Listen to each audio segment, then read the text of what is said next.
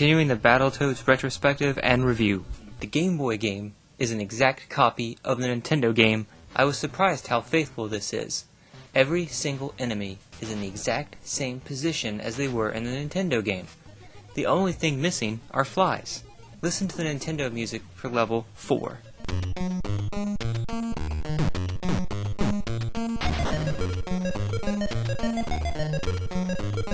Now listen to the Game Boy level.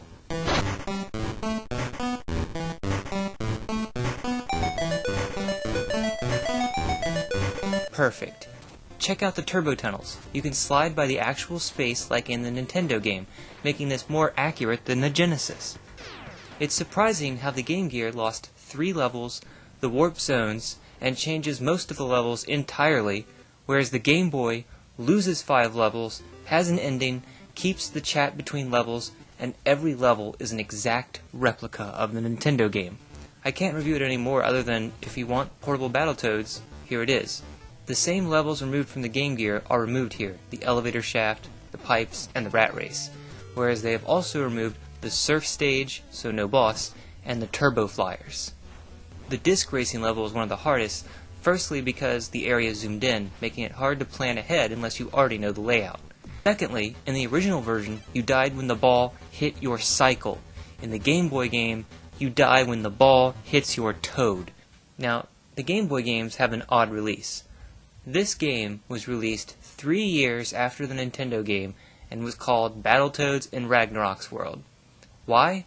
Well, when Battletoads first came out, a Game Boy game called Battletoads was released the same year as the Nintendo game, but was its own unique game.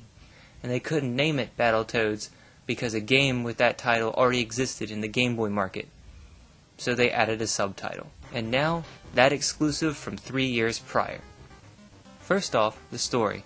What is with Professor T. Bird and his position? What is with that 8 on his chest? The Dirt Queen, however, still looks just as good as she did in the other games. And she even repeats one of 3 things in the beginning, just like the Nintendo games. These controls are pretty bad when it comes to hit detection. At the very beginning, I got hurt just by being behind somebody when they attacked. It keeps the exaggerations, like the ram, punch, and picking up enemies, but the enemies are all new, like rats in a spaceship, as well as rats that fly without such devices. And here, I can't seem to move forward, so I guess I have to fight this guy, but it's so hard to fight him you're gonna get hit. When you meet the first boss, General Slaughter, you'll first think he's the hardest thing. And to think he started out like this, then this, and is now twice your size. You will lose if you think this is a 2D fight. Just move up and down and beat him on the vertical planes, and he won't even hurt you. Next, you fly like the Nintendo level, only now you can shoot, leading to a cool boss fight, though it's pretty easy. Next, another 3D stage, though this is where you can tell the controls are really bad. It's hard to run in this game, and hit detection makes it hard to fight 2 people at once. Plus, even while running, your headbutt is no longer as powerful as it used to be. If an enemy is charging you, you will get hit. This level is hard because of those problems, so you'd better chuck people off a cliff as fast as possible rather than fighting them. The water rapid level is ridiculous, so you have to master poor jumping controls to jump on rocks, and these leeches kill you unless you punch the ground. Luckily you get to surf, or jet ski, through tentacles and rats. Then a boss. I guess you can hurt him by jumping on his head. Actually, you've got to whack him, and this is the easiest boss in the game. You can beat him without getting hit. Next, you get to race a boulder through different backgrounds, and every time the boulder hits the ground, the screen shakes, making it impossible to jump. Finally, another level that's trying to replicate Level 2's Descent, only it can't fit everything on one screen. The stupidest part is getting liquefied by these blobs you can't see, but at least you can speed up or slow your descent. Finally, Big Blag, like in the Nintendo games. However, punching is pointless and will lead to instant death. You need to jump and punch. Another original level is next, though it's quite annoying jumping over all these axes. It's almost impossible to go the other direction. And the boss, 3 hits from his whip will kill you. This is insane, as your only strategy is to hope he hops on you, then quickly pick him up and throw him, and do this for 10 minutes because he has so much energy. If you try to punch him, he'll just whip you. Now another shooter stage, only vertical, and a race that you must beat the entire level in one try. After not exploding, it's the final boss, Robomamus.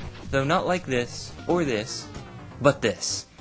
You have to pick up the hammer and whack him in the head, but only when there is a break in the firing. Luckily, it's a 3D plane and you are slightly safer in the foreground.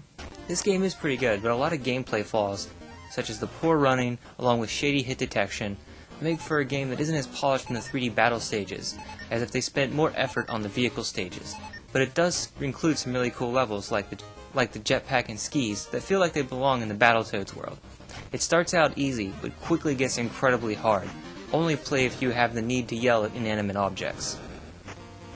Also, for more reviews on Battletoads until my next one comes out, check out a serious review on RetroWare TV under Game Quickie, and for a comedic look at the 2-player mode, check out Angry Video Game Nerd's review on Cinemassacre.com.